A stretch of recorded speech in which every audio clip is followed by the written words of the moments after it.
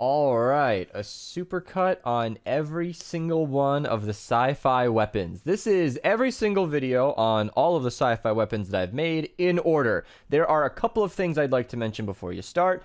First off is I did remake the De-Atomizer video. I explained that within its own video, so if you're like, confused about that, the original is unlisted. I'm sure it's easy to find. It's just I made the new video, so there's no reason to watch the old one. And secondly, a couple of these videos are well over 2 years old. And while the information is fine, it's why I'm including them, there are weapons like the Gammatron, Blastotron Mini, and the Pulsar 9000 that are all really good weapons that I might cover again in the future just to have an updated take on it, even though these weapons are the information is accurate in the video. I will add one thing though, and that's that the expanding ring of damage 6 perk does do quite a bit more damage, and now that core perks are a thing, you can change those 6 perks, so that might be a little thing to tweak in those videos, but it's not on my radar to redo those soon. So if I do, I'll pin a comment or update the description. But without further ado, let's get into it for the best perks for the sci-fi weapons.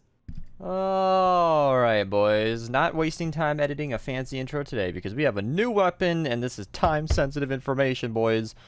We got the Gammatron 9000, which I'm not even going to put it in the title or the thumbnail. I didn't want to clickbait it that hard, but I'm not kidding when I say that this might be one of the best new ARs in the game. I'm not kidding. Like, it's not top tier, all right? Like, there are some very strong competitors around here. But the Gammatron, having just released yesterday, and the time that I used it in my yesterday's stream, which was 12 hours long, so I would consider myself well-conditioned, has presented itself to me as definitely one of the better options.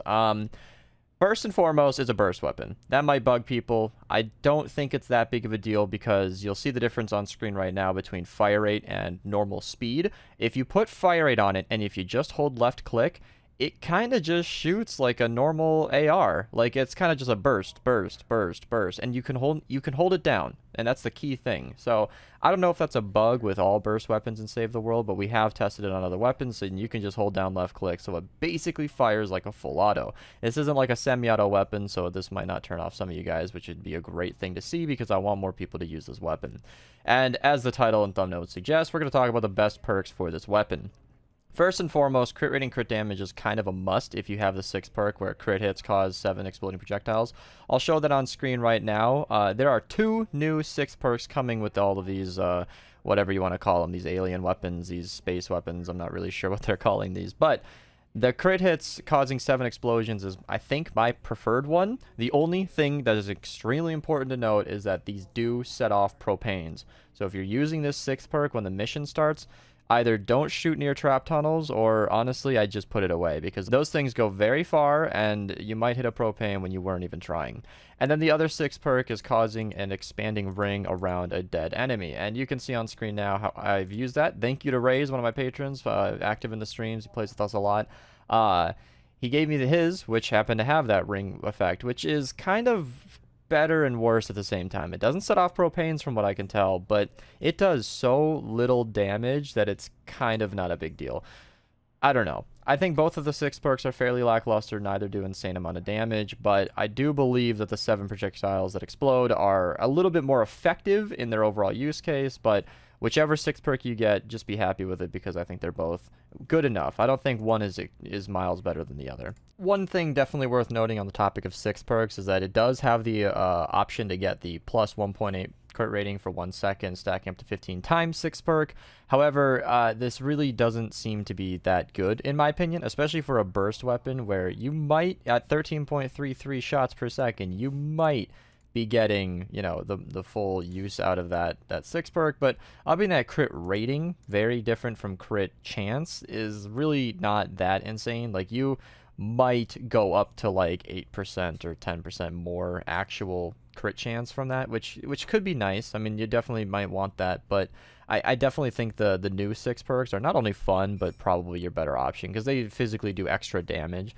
That might not outclass how much extra damage you'll be doing with crit rating, but I thought this would be really, really good on the Swan when I leveled it up, and this is one of my only maxed out weapons that I pretty much never craft because it really, really let me down. I thought that it would make the crit chance much better than it did. So you can use this if you want. Let me know if it's better than I think, but I don't personally recommend this as a 6 perk.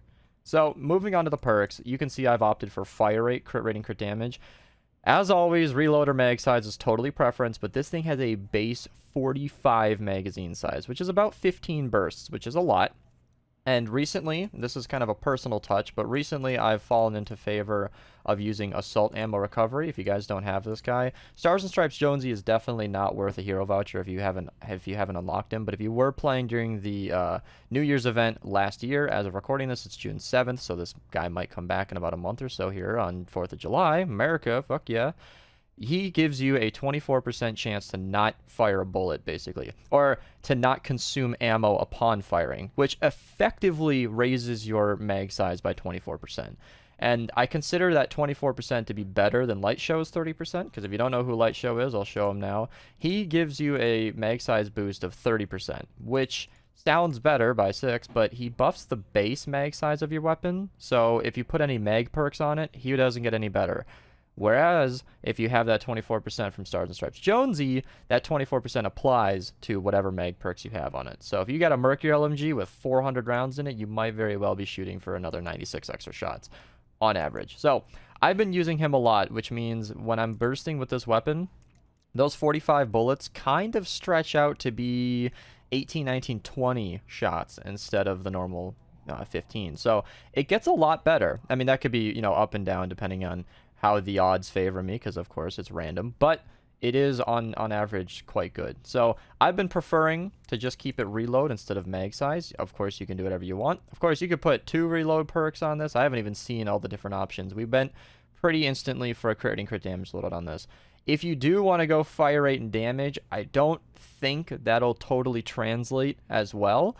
Most weapons, fire rate and damage is almost on par with crit and crit damage, but since we're dealing with a burst weapon here, I think you're best getting the most bang for your buck per burst. So because it's firing in, sequences of 3 shots, it doesn't really seem to make too much of a difference. If you want to go, for example, if you want to go crit rating double crit damage, you could totally do that. But there are a lot of good options, and that's kind of where the title of this video becomes a little bit of a gotcha, because I don't think there is any one best perk loadout for most weapons in this game, but you can see the one I've opted for, and having used a couple of different combinations, I'm definitely not changing it. So in my inventory, you can see I've got my first build of this kit, which is a crit rating, crit damage, and damage loadout. That is pretty okay. It's pretty powerful, I guess. It's not, I don't know, it's not noticeably worse. In-game, I found no difference, except for the fact that the fire rate, like I mentioned in the very beginning of this video, makes it shoot so fast that it's a little bit closer to a fully automatic weapon than an actual burst weapon. To me, that's extremely important, but maybe you want more bang for your buck. See, the 30% damage will do more damage per bullet, but on average, I think fire rate's about 14% overall more damage. So it's kind of a toss-up, whichever one you want to choose. And then, of course, we have the one that Ray's gave me, which is mag size, crit rating. No, it's basically the same build as this, but with mag size. I definitely did not prefer this. Mag size is kind of unnecessary, like I mentioned, and the reload of 2.8 seconds is a lot. That's much higher than normal. Normal's about 2.4, 2 seconds maybe. So a 2.8 downtime is kind of a long time to be waiting. And because the mag size is so big, I think reload is definitely the way to go. I mean, 1.6 seconds is no time to waste. You'll be ready with a new magazine in no time at all. So hopefully some of the gameplay on screen in this video, however short, has kind of given you a perspective of how this weapon shoots. It's definitely one of the cooler weapons in the set. It has stood up a lot better than I thought. I've compared this to what I previously considered to be the best weapon in the game, the Silent Spectre. I still believe that, to be fair.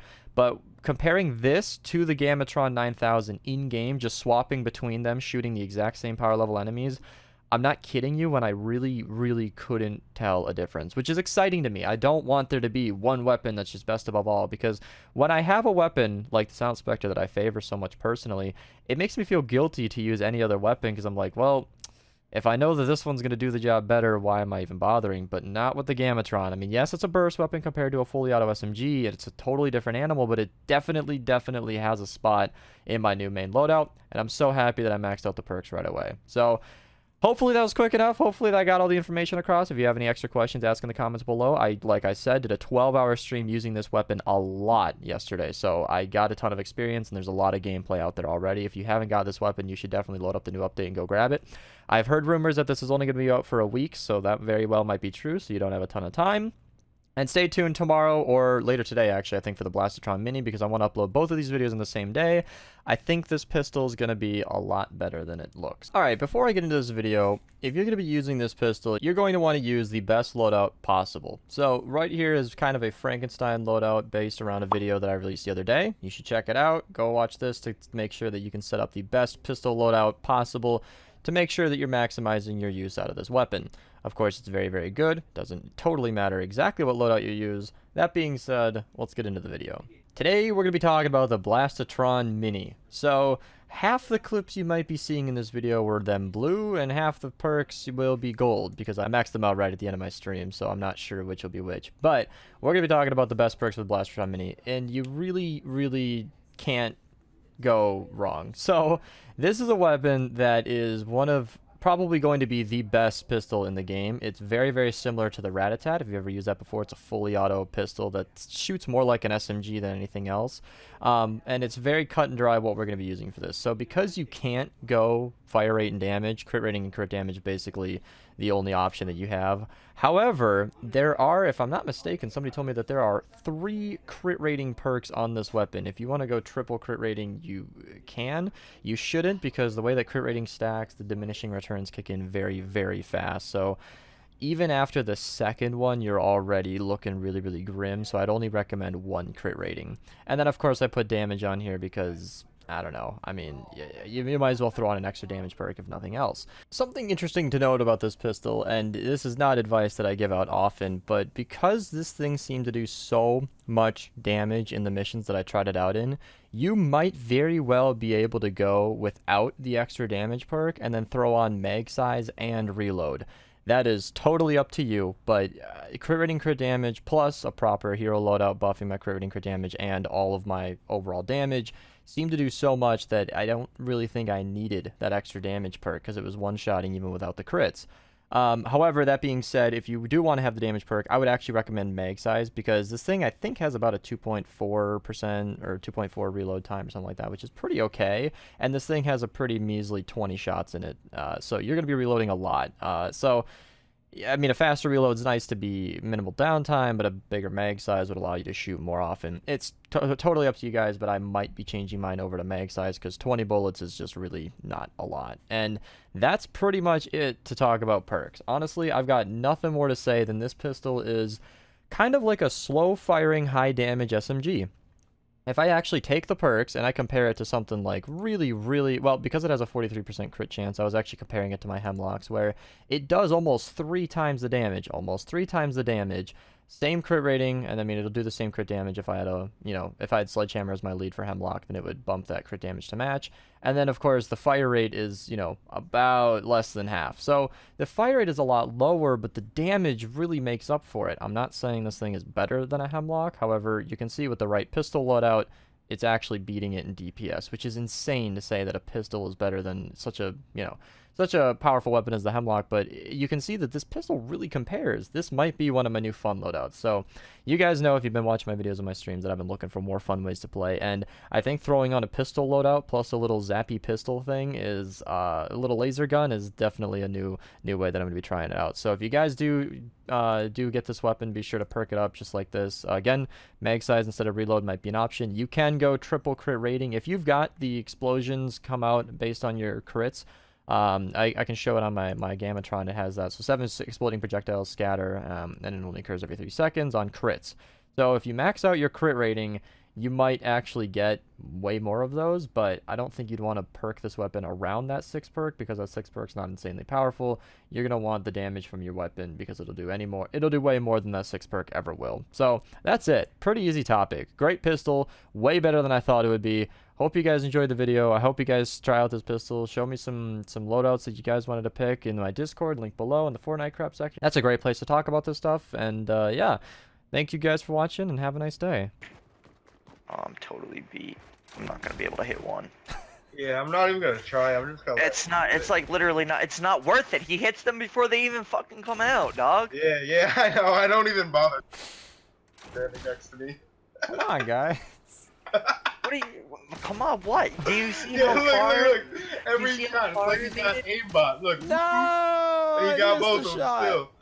I should build a wall in front of him. He's shooting 2 bullets too. That's fucked up. Yeah, I don't know. He's got save the world aimbot. Oh, he had to shoot 3 bullets this time.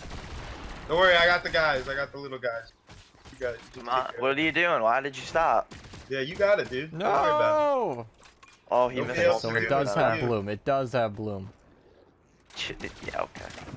it. Yeah, All right. 3 of them. As he It three does. pieces. It does It got have three of bloom. them. It's got bloom as he 3 pieces every disc. Bink, bink, bink. Before this video gets started, I'm going to leave the perks in suspense. If you want to have the best loadout for this weapon, I'll be linking my Shotgun Hero loadout guide in the description below. It's the exact same loadout that I'm using in this video, although that being said, my loadout now is potentially different from the one in that video, but that video describes what the best loadout is, and you can cater it to your needs.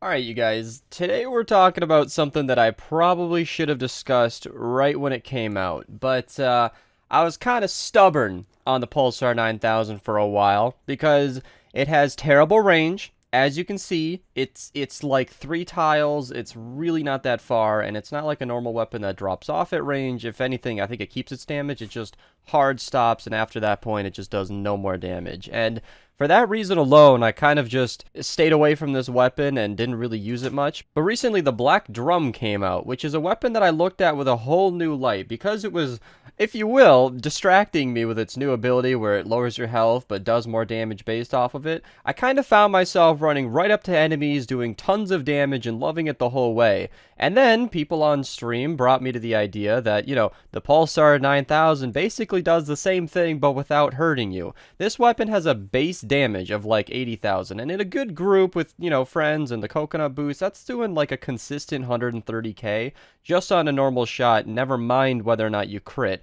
And it's a very powerful weapon. You can clear encampments very easily. It's a weird, like, so the way that it shoots, as you can probably see, it shoots in a ring that does a lot of damage to a lot of enemies right in front of you. So even though it's very, very close range, they're not going to be able to do much damage to you without you just sort of blowing them away. And it's one of those weapons where, you know, that group damage is very, very powerful. You'll see against a Smasher or a Mist Monster one-on-one, it kind of just, you really want the crits. So it's not that amazing in those, in every single scenario, but it's a fantastic weapon to use, and it's very, very fun to use. And for the perks on this thing, you'll probably be pleasantly surprised, because if you're looking at this and you got this weapon from when it initially released, as I imagine most did, if you didn't change the perks, you're probably looking at the same thing. It more or less came perfect with only one more caveat, and that's that some people like to swap out this damage with an extra crit rating.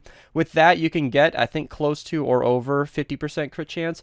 I wouldn't personally recommend that. It's not, you know, double crit rating is kind of a diminishing returns kind of thing. It's not that big of a deal, but it is an option. Impact is almost useless. This thing isn't really knocking much back. Stability is useless because it's a shotgun.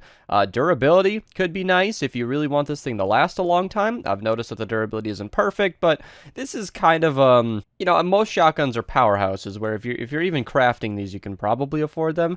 However, reload speed is absolutely recommended because, you know, even though durability is fun to talk about, this thing reloads very, very, very fast, and it's going to be necessary to find yourself, you know, in the action. Oh God, creator code. Why are we looking at this? Oh, you know, I guess it's because there's not much to say about this. Sorry, I'm going to close out of this. I don't know what that bug was. If you want to use that code, feel free. But with the Pulsar 9000, there's not much else to say. It's a very fantastic weapon, close range, great perks on it. I'd highly recommend using it. Somebody told me about it on stream. I used a weapon that somebody had given me, a version of this weapon, and the very next game I made it all gold, and I've had no regrets since. So I hope you guys enjoyed this video, and thanks for watching. All right, you know what? I was going to make a video on the Blastotron 9000 and any of the other sci-fi weapons that I haven't covered yet when or if those llamas come back to the game. But they've released with V-Bucks, I think, at least 3 times now, so whatever. Enough of you have the schematic, let's talk about the Blastotron 9000. So right off the bat, all of the gameplay you see today was recorded alongside the De-Atomizer 9000, which is a weapon that is overdue for an update by me. It's not like my perks are outdated, I'll link my video below even still, it's just that durability has been changed around and my style of content has changed a lot. It's a good old video, I still recommend it, but I think we're going to be talking about that one again. And the fact that the Blastotron 9000 is a single shot, semi-auto sniper means that it's not really amazing for crowd clearing and works fantastic alongside the De-Atomizer, in that you can use the Blastotron 9000 for, I suppose, your main DPS, taking out single targets, bigger single targets, fantastic against mist monsters and smashers and all the fatties and the things you'd expect. And then the De-Atomizer is fantastic for clearing away absolutely anything else that you couldn't quite take care of. So I was quite comfortably using both of these weapons together, and it made for a very, very good combo. So the Blastotron 9000 is kind of what we already said, and that is a very, very powerful sniper that really functions more like a laser beam because it's a sci-fi weapon, and you can kind of see that we're shooting lasers here. And just like many of the other semi-auto snipers in this game, it actually doesn't do a ton of damage single shot and relies more on, consecutive shots following. So the way that I've perked it here and for a lot of the gameplay is something I'm a little skeptical about. I mean, the 420 Blaze It is fantastic with the double crit damage, but personally, I found that fire rate was a lot more convenient. In my first round of recordings, I used Rabbit Raider Jonesy in the lead, and that was okay, but it really meant that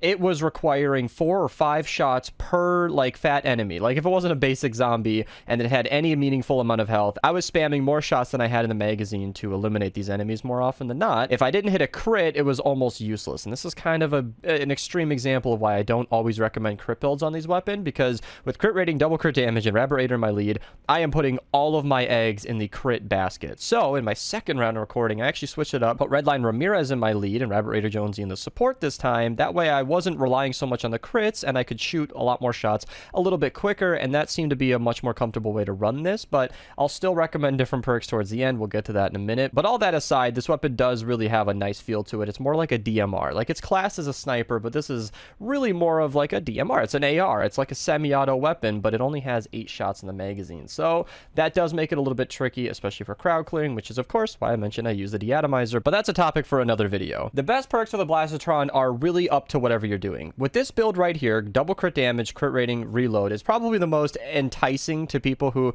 know how weapons are usually perked. This seems really good on paper, and it is technically probably the highest damage per second way to go, but this is a sniper. You want to be eliminating as few shots as possible, and relying only on crits has not been my favorite way to go. So how I perked this when I first used it was actually fire rate, crit rating, crit damage, reload, and that actually felt really, really good, and I kind of stand by that to this day.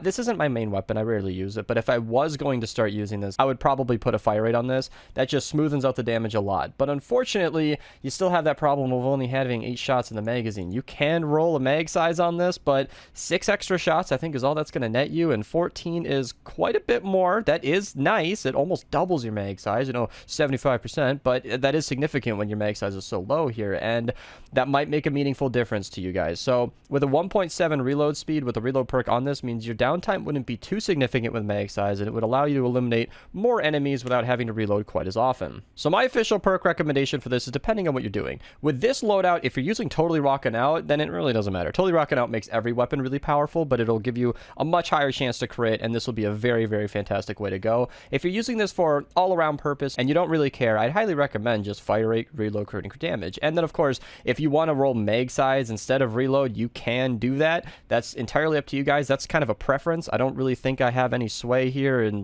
my recommendation. You're pretty much up to whatever you want to do.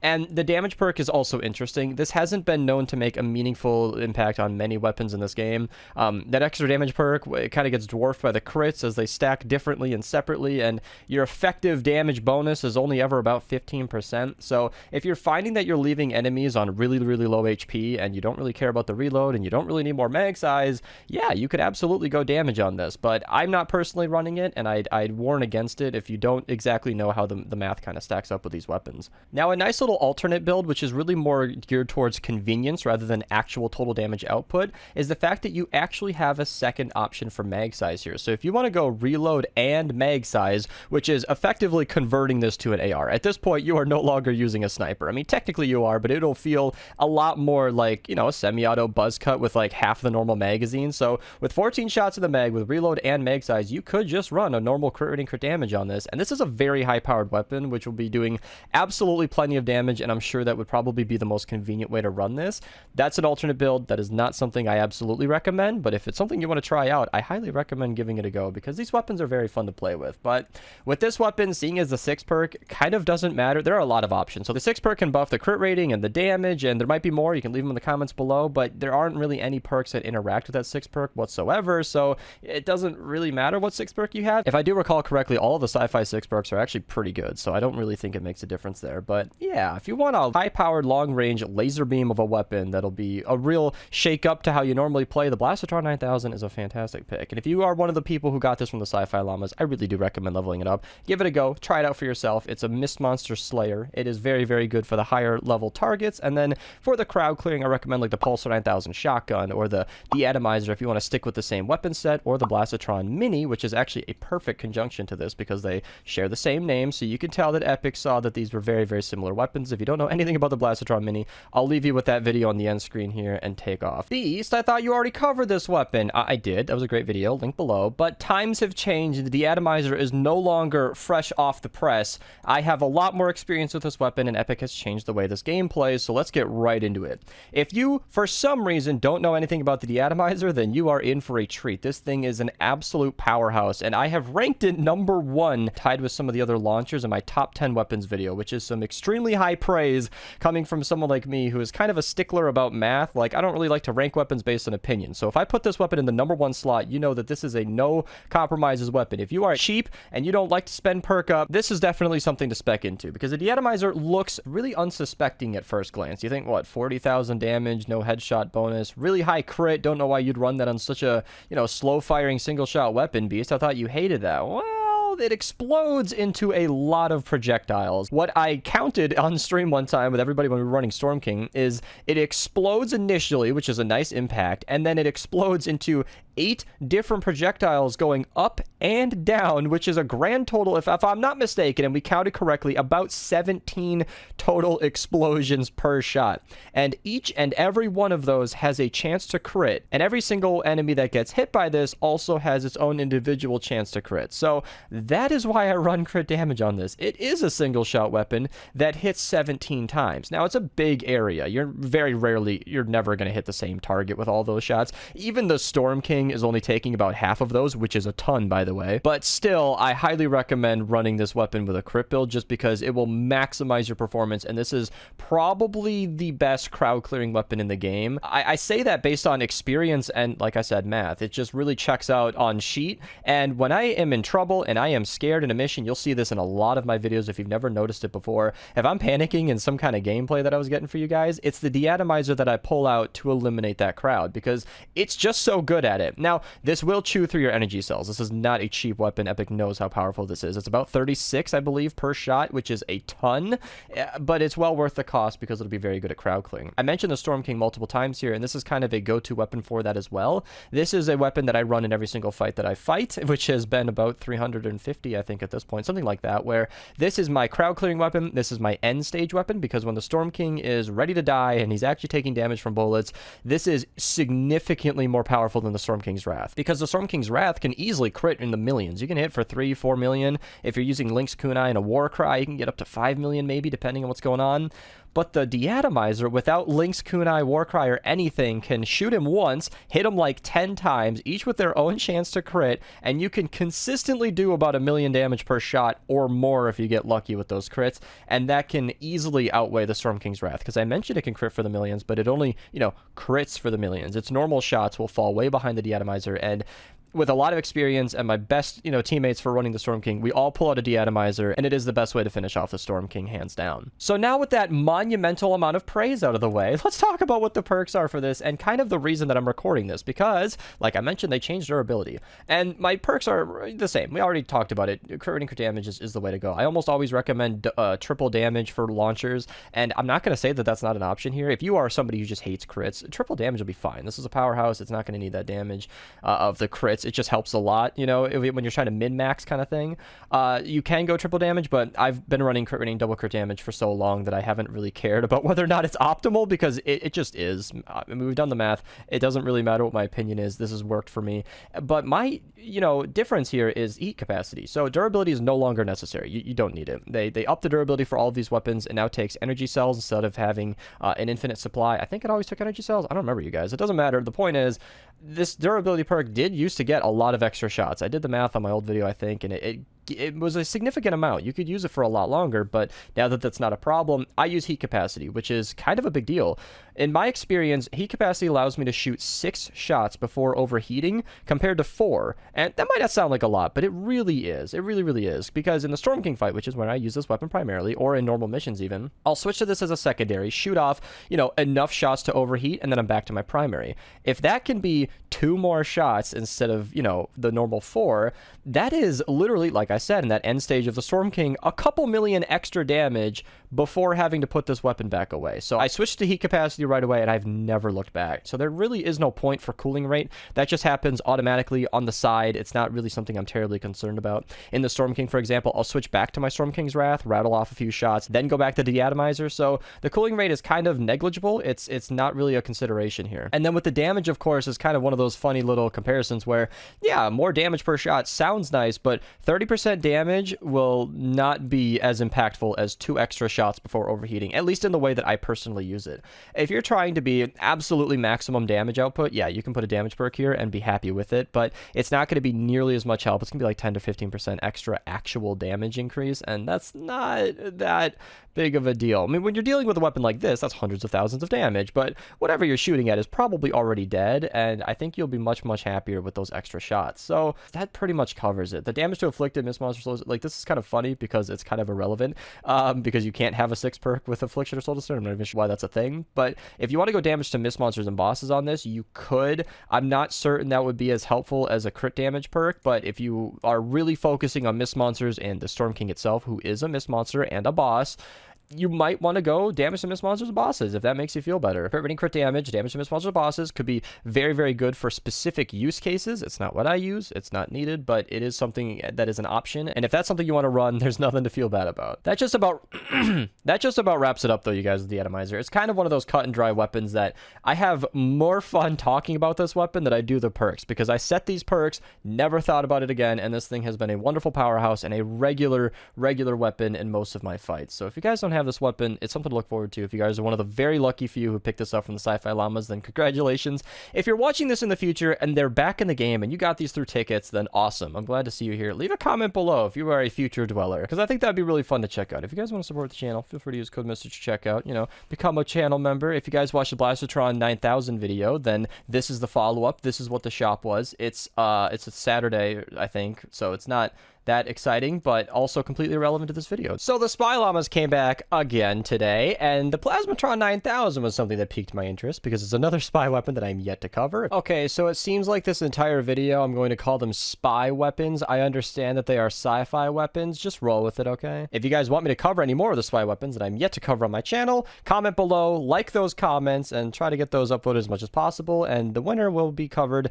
next time that I cover a spy weapon. But besides those videos, the Plasmatron 9000 is a bubblegum pistol that did really, really low damage upon first release, does really, really low damage now, has really, really short range, and a slow-firing projectile that can pierce through enemies.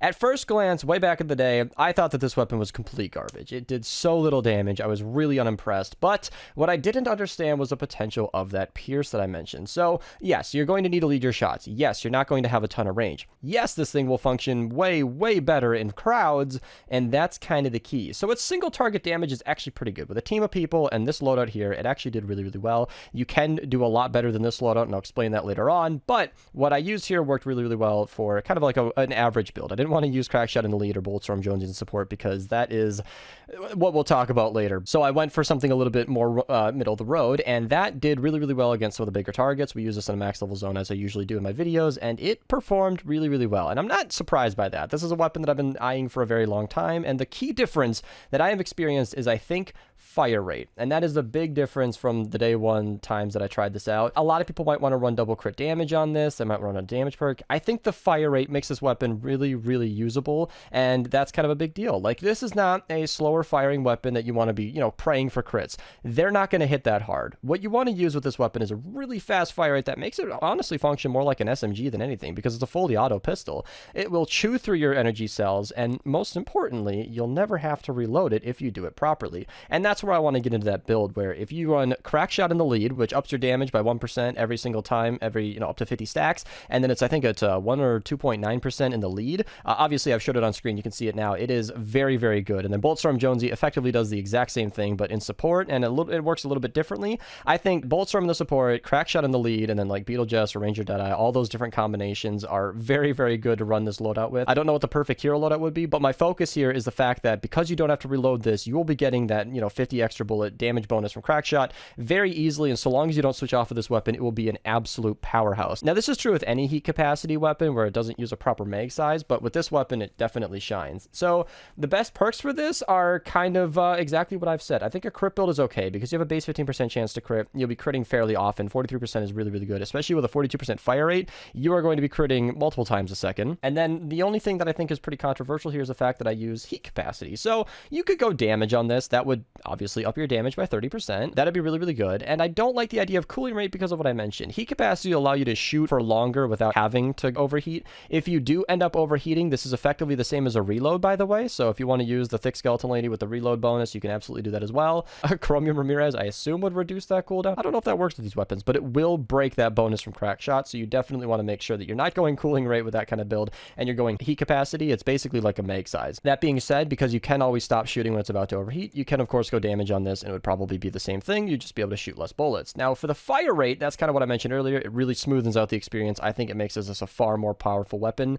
You can go crit damage on this, but fire rate, crit rating, crit damage tends to be about 9% overall damage extra. I will show the math we did for a hemlock theoretical. So that's actually a fake hemlock, but it's basically if the base damage was 100, you can see that it's 9% better in the fire rate section there. So you will be firing more bullets to achieve a higher damage per second, even though your damage per bullet will be a lot less. But that's kind of just semantics. I definitely prefer fire rate here, but you can go double crit damage if you want to have less DPS but higher damage per bullet. You can do a fire rate down here as well, depending if you want to save some perk up. You have a lot of great options here. And then, of course, you can go, crit rating down here.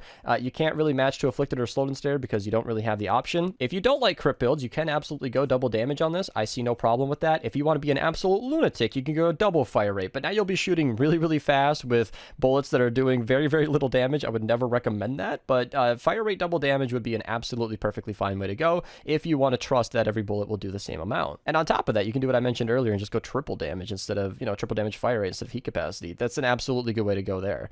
So to break this down at the end, because I know some people get confused when I give multiple options, this is the build that I use and the one that I'll be sticking with. It's very well rounded in the fact that my heat capacity is very high. I can shoot longer without overheating. Fire rate will overheat your weapon faster, by the way, and I like the way that works. If you want the highest DPS, then fire rate damage, crit rating, crit damage would be the highest way to go. If you want to have the most consistent damage output, fire rate, triple damage would be certainly the way to go there. And then, of course, if you want to go highest damage per bullet, then crit damage, crit rating, damage would be the highest average damage per bullet. So when it comes to the Plasmatron 9000, you have a lot of options. This thing is really, really fun to use. I really, really like this weapon. If it had, faster projectile speed where like it was kind of like a laser beam in front of you, I would definitely use this more often, but it's kind of tricky to use and tough to maneuver around. I did notice that in those highest zones encampments, this thing absolutely shreds crowds of enemies. It is really, really good. That Pierce is absolutely where this thing gets its claim to fame, and for that reason, I think it's actually one of the top tier weapons in the game. As per usual, the Sci-Fi weapons are all pretty good in this game, and if you haven't used any of them, I'd highly recommend trying out literally any Sci-Fi weapon. Throw a rock, you're going to hit a good weapon from the set, and the Plasmatron does not disappoint. Hey, here's a Sci-Fi weapon I haven't covered yet. The Husk Warper is something that everybody in my chat seems to talk about, so let's give it some attention. The Husk Warper is one of the most interesting melees in the game, actually, which is funny to say because pretty much every melee in the game is very unique, but the Husk Warper does something interesting. So the warping part of it is the fact that when you right-click the ground or trigger that heavy attack, all of the normal enemies will come towards you and they'll all take damage all at once. And a lot of the gameplay you see initially, or at least in the game that I recorded with a group, we were in a healing death burst zone. This weapon is not very good for that because it doesn't really tick all of that damage at once, and a lot of the enemies were healing each other and it made it very, very difficult in crowds. So if you're not in a healing death burst situation, this weapon is very, very good. My friends give it very, very high praise for storm shield defenses because you can just spam that right click, suck in all the enemies, and go to town. And it's a very, very very good thing to do for area of effect damage because, yeah, it swings pretty fast, and you can run a crit build on this because it has a base 15% crit chance, and that's really, really consistent. But if you go ahead and spam that heavy attack, you'll be killing groups of zombies very consistently, and it's a really good way to go. And that's pretty much it about the Husk Warper. Honestly, like, that's kind of what made me confused when everybody was very interested in this weapon. I suspect that the Sci-Fi weapons recently have given some form of dupe protection because a lot of people have gotten all the weapons they really wanted or something like that. I assume everybody got the weapons they were looking for, and they've turned to the Husk Warper for something interesting. This is a good time to point out that anytime you see me using the Snake Lady, where I'll have, you know, 2 of these in my hotbar down below, the left one is actually a Sunbeam version, and the right one is a Bright Core version. So big shout out to everybody who actually helped me get a copy of this weapon. Triton gave me his copy that Evo gave him. Both of them are mods on my stream in the Discords. You guys have probably seen them. And then Eternal Sky and Skulls were also very helpful in getting me copies as well. We'll mention those copies down the line. And Eternal actually made a Bright Core version on accident. That's just kind of how he already had his. And then the Mad Lad went to the effort to actually get me a Sunbeam copy because I mentioned I wanted to keep my footage consistent. So I'll be able to showcase both of those, and you can see me switching between them as we go. As for the difference between Sunbeam and Bright Core, though, it's really not that big of a deal. Bright Core does about 20% less damage per hit, which on a melee weapon like this really isn't that big of a deal. You can see the DPS actually only goes down 10% because you also get a 10% faster swing speed with Bright Core. So I actually found the Bright Core one to be very, very comfortable to use. That extra 10% really did make like a noticeable difference in game. However, that extra damage from Sunbeam is definitely preferred by me personally. So if you're looking to make a choice as for Sunbeam or Bright Core, I genuinely don't think it really makes a difference here, though I would definitely recommend Sunbeam as a blanket suggestion. Now, aside from the heavy attack, I did mention that this is a very fast swinging weapon. So this is one of the fewer weapons in the game. I think a lot of hardwares have this option. A lot of swords and axes don't, but you can have an attack speed, crit rating, and crit damage perk, which means you can do away with that slow swing speed, and that's very important to note. I would never recommend double crit damage on this. I just, there's no situation in where I'd recommend that. Even like totally rocking out, if you really want to do that, maybe that'll work, but you want that attack speed perk. It'll be a lot easier to use, a lot better in game, and a lot higher damage output because you'll be swinging faster. And alongside that, I use movement speed, and I don't really know why. You can see that these are blue perks. This was like a first round take. In all the gameplay you saw, I was using an all gold one with a damage perk on it, and that's where there's a little bit of variability. So I'm going to get that out of the way right away. Attack speed is just highly recommended. I would not suggest anything else. I seriously wouldn't use a weapon like this without it because these weapons are notorious for having a really slow swing speed, and that attack speed allows you to kind of circumvent that. Crit builds are pretty much just fine with this because with the build that I was using, it was over 50% crit damage because I had that hardware crit rating team perk on there, because with that bonus on top of an all gold crit rating rather than my blue right here, you're critting very, very often, and it's no big deal to not be using it. In fact, you're actually critting the majority of the time, which makes it a really, really comfortable build. If you hate crits and you don't want to be relying on that, you can absolutely go just damage perks down here. That'll be less DPS overall, but, you know, perfectly more consistent and something you might want to do. I still recommend a crit build on this as per usual. The element is locked to energy, as with all sci-fi weapons, and the movement speed is where I would definitely change it. So you basically have two options here. If you have a hard time staying alive, you can go life leech. That's kind of one of the more interesting ones, but heavy attack efficiency is absolutely something I recommend if you're going to be using that heavy attack a lot, because that thing is very, very expensive, and even with Saurian Focus in the support giving me constant energy regeneration, this perk would have been really, really nice if I was using it more often. But the copy I was given had a damage perk, and I found that I really, really liked that. I'd have to use both of them to really know for sure. Like, if you're using this weapon in game and it's constantly taking like too many swings, I mean, maybe you can consider that damage perk and really think that that might help you, but that 30% damage in my eyes is basically like just taking another swing. It's not like an AR or an SMG where it really smoothens out your experience. It'll just mean that you're going to take like one more hit, which is probably not that big of a deal. The Husk Warper gets its name from its heavy attack and a lot of its ranged effectiveness from its heavy attack, and I think it's kind of a selling point here, and I highly recommend heavy attack efficiency. So you can go for either of these depending on your playstyle. I highly recommend crit builds, but you can go double damage, and then attack speed is certainly a way to go. If you really want to go against the grain and maybe do something really unique, you could go double movement speed and have like attack speed and damage, or attack speed and heavy attack efficiency. That is not recommended in terms of actually outputting decent damage, but hey, a weapon with double movement speed is always nice to have, especially if you're one of those people who doesn't have the Baron. But if you want to pick up a copy of that, you can just ask somebody. I always recommend our Discord for getting help on these missions. Be polite, be friendly, don't just beg. You know, not everybody is here to serve, you know, every single person, but, you know, if you chat with people, make some friends, I'm sure somebody will be happy to give you a Baron, as they kind of just last forever. Now, an alternative build is something I mentioned at the beginning of the video with the copy that Skulls gave me. He likes to run his double life leech crit rating crit damage with a loadout that he provided me that I can show you here, where he utilized the heavy attack efficiency constructor and a couple of other energy regeneration heroes to basically use this as a right right-click spam weapon. Now, you can accomplish that sort of right-click spam by giving this just a heavy attack efficiency for going a life leech perk and then using like a normal ninja build. That might do more damage, but this is something he uses in a lot of storm shield defenses and stands by it. And I think that is a perfectly good way to go, because I like to show generally the best perks for like any kind of normal loadout. But if you want to do something more specialized like this, I found that this is a really decent way to go and a very interesting way to play indeed. So if that's something you want to try, you can copy his build right there and give this a shot. But the perk loadouts I mentioned earlier would probably be better for a more general approach to this game if you were doing something less specific. So I was trying an energy drink recently, and it's called Advanced GG energy drinks, and they're actually really good. Like, I wouldn't take any kind of sponsorship that like I'm not on board with, and I tried the flavor before signing up as, you know, applying for a partner, and it went through. So if you guys want to use code BEAST at your checkout, you can get 10% off, or you can use BEAST30 for a limited time to get 30% off. Or if you want to get free samples and you just want to try the product out, you can use Beast free samples.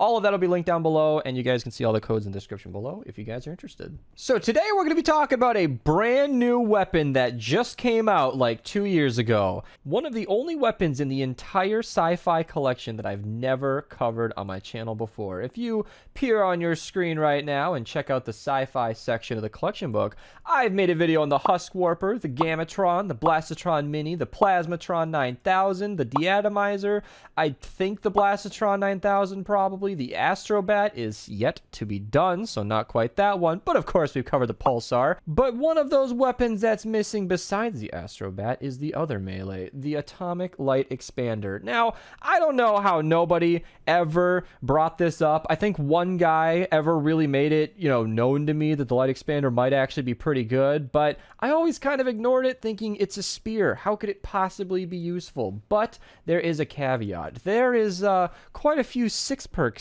selections on this weapon. Now, before we get into those, I do want to mention on screen, you've been seeing me using the crit explosions causes, or the crits causes 7 explosions, and I am using Totally Rockin' Out for once. So I'll go over that loadout briefly, but it's essentially my regular Paleoluna loadout, which is on screen right now. You can see that this is what I'm running. It works, but there aren't that many abilities that really buff spears, so it's pretty bare bones. And honestly, if you were just looking for a catch-all melee build that buffs all melee weapons, this would probably be it. Assassin Sarah and Corrosive Strikes are just nice to have.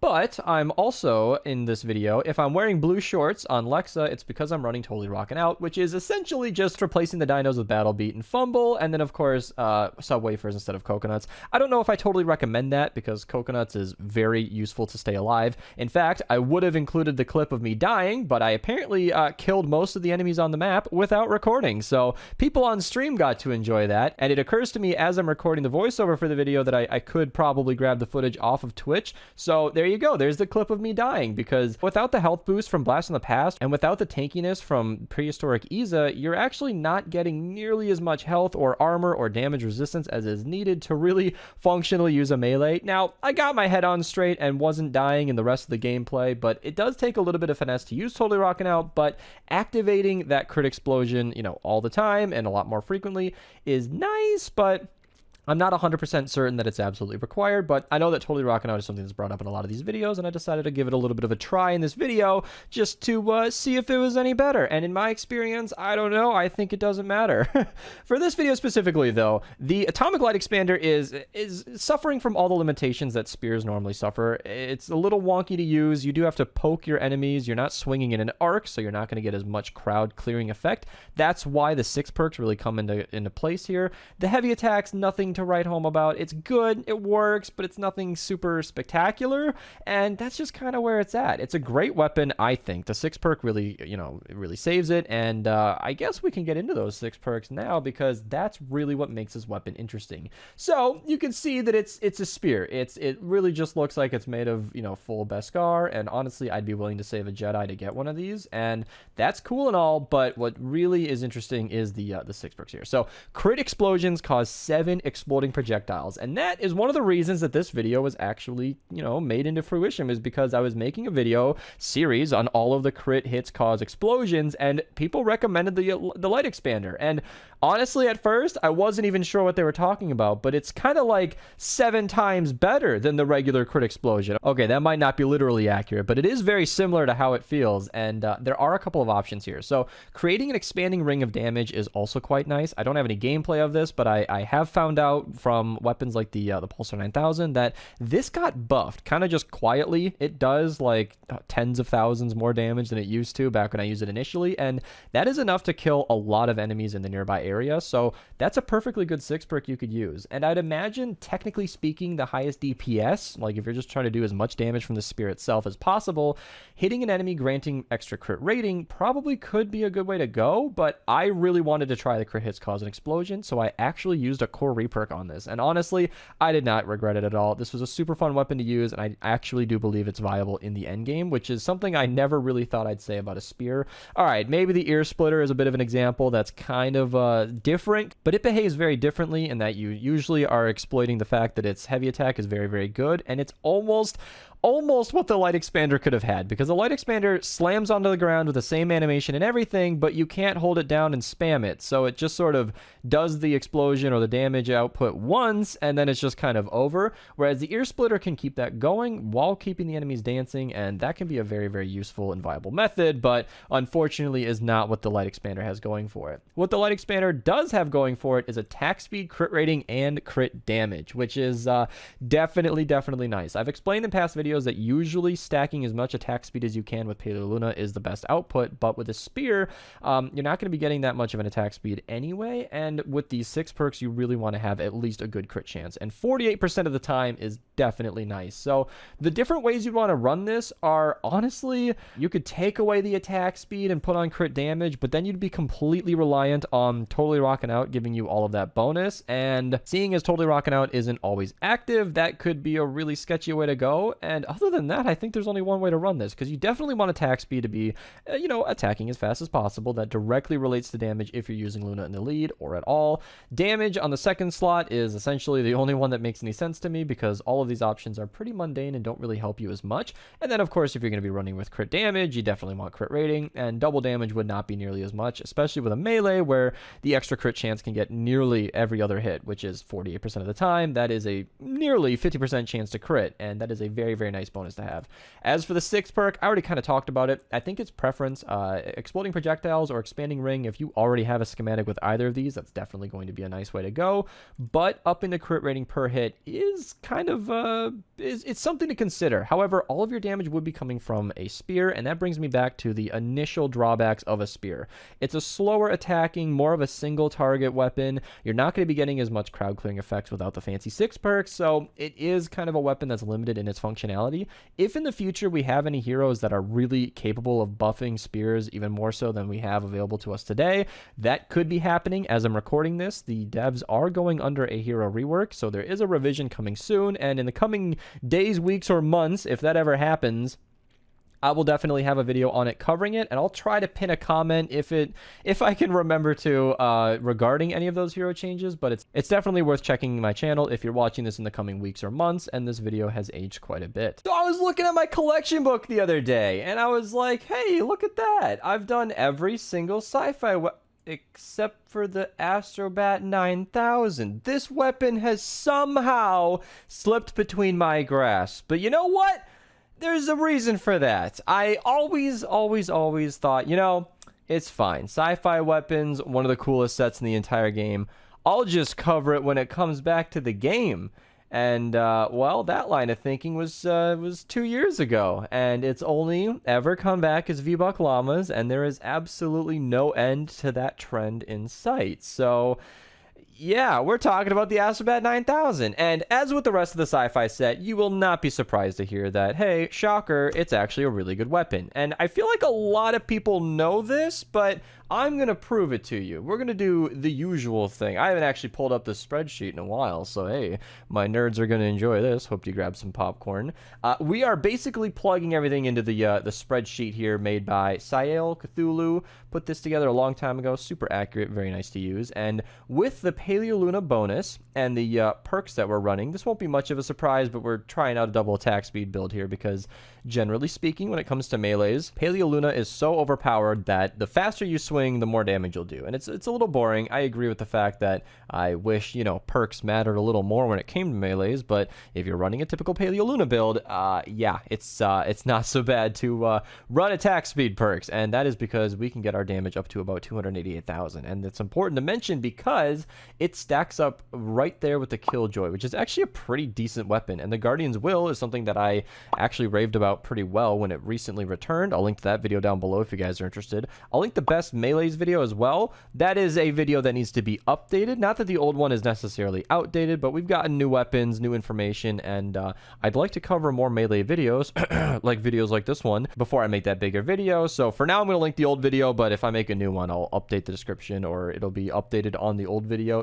Either way, it'll get figured out. But that aside, the Astrobat actually stacks up really well against some of the better melees in the entire game. Of course, the Spectroblade, the Stabsworth, Masamune Ravager are insanely high DPS weapons because you can get a ton of attack speed perks on there. However, the Astrobat is bringing something to the table that a lot of the other melees aren't. In fact, if I'm not mistaken, the only other melee in the entire game that has a ranged attack is the Ravager, kind of. There are the meteors from the Storm King's Fury, and I guess you can kind of count the trail from like the surround pound heavy attack, but I think conventionally speaking, a ranged attack that you can aim for like meaningful damage that the player controls can really only be afforded to the Astrobat and the Ravager. I don't think there are any other melees that really count for that, because the meteors from the Fury just sort of go where they go, and it's not really something that you can rely upon. And I think the technically speaking, quote-unquote, ranged attack on the surround pound and similar melees like it, like the ear splitter,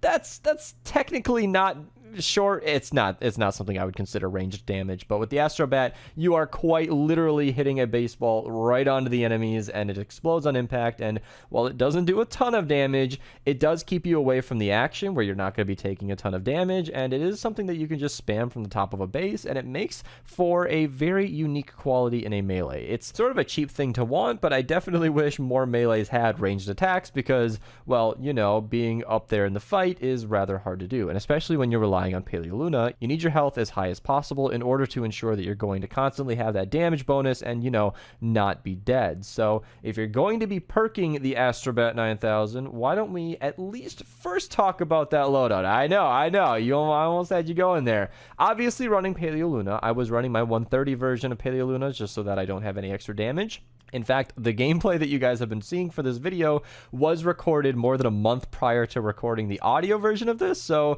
I might have been a power level 135 at the time. That shouldn't really matter. We did the math. It's about a 1% damage difference. Not going to be too big of a deal. Running Saurian High just for that extra energy. Swab the Deck is, my understanding, the only club damage perk in the entire game. There is no club crit rating perk as of recording. Coconuts always just to keep your health up and your damage bonus. And Corrosive Strikes, I think, is what I probably was using at the time. Either way, this perk is very optional, so it doesn't really matter what's in that slot. If you're going to be running a build similar to that, or in general, you know, totally rocking out, let's get into the best perks for the Astrobat. And we are going with the 7 exploding projectiles, scatter the surrounding area every time you hit a crit hit with the Astrobat. And that kinda, sorta makes it a crit explosion melee, because technically speaking, we are getting 7 exploding projectiles. That is a very similar conversation that I had with the Atomic Light Expander. Link to that video down below as well. Super fun weapon to use for the exact same reasons, but there are a lot of good 6 perks here. Like, for example, the Expanding Ring of Damage actually does like over 100,000 damage nowadays, and it makes for a very decent amount of extra damage and could arguably be a little bit more controllable than the 7 exploding projectiles. And this doesn't really count as much for a melee because you're going to be setting off propanes anyway, but technically speaking, the 7 exploding projectiles does activate propanes, or at least it did upon release, when the Ring of Damage does not. As for the hitting an enemy grants crit rating and the 5 enemies regenerating your health, I don't think either of those are going to be anything that's really worth speccing into, because once again, in a Paleo Luna build, we're not exactly getting damage from the weapon so much as the attack speed, and if you're running Totally Rockin' Out, you probably already have a ton of crit rating, and if you're running Totally Rockin' Out, you'd probably want to be activating those projectiles more often. So in every way that I look at it, the 7 exploding projectiles and the expanding ring are pretty much the only options for this weapon. For a Luna build, you want double attack speed, as I've explained in the Masamune video and my new Ravager video, linked to both of those down below. You definitely want to have as much attack speed perks as you possibly can, because that is where you're going to get the most damage if you're using Luna. And then I actually recommend a crit rating perk down here just to activate your 6 perk more often. I'd normally recommend a crit damage perk if you're running, a melee that can be affected by Whiteout Fiona, or some melee where you have a different method of upping the crit rating, but seeing as that is not a luxury we have with the Astro Bat, I think the 48% chance to crit, activating those extra projectiles, makes for a nice little extra area of effect damage, and is my personal preference, but you can change this perk to whatever you think might be more worth it. As the same with the damage perk, I think more damage is a clean option here, but any other one of these also can work, and if you want heavy attack efficiency to maybe spam that heavy attack more often, that can work as well. And that sort of ties into, like, depending on how you're using this build. If you are just having fun with that heavy attack, then maybe just heavy attack efficiency and then some other variant where you're just going all in on damage. Maybe you're never going to be swinging this as a weapon, you want to just use it for its projectile, then sure, you might want to do triple damage or something. That could work. I can't technically recommend it, but it is an option. And then if you are going to be running Totally Rockin' Out, as per usual,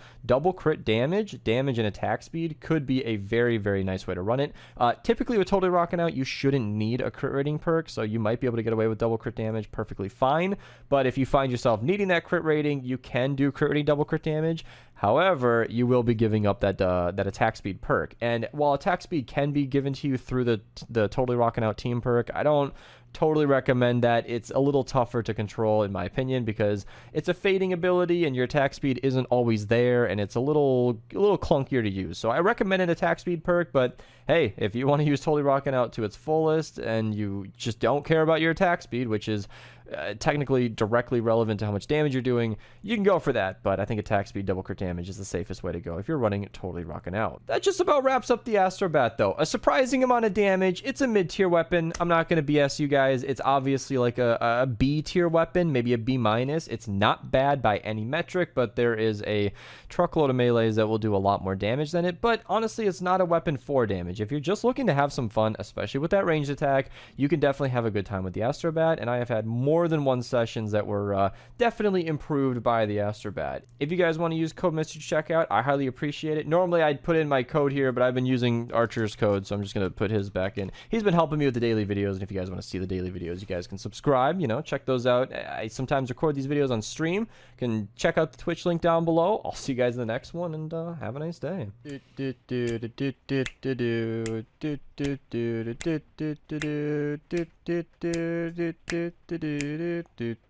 And then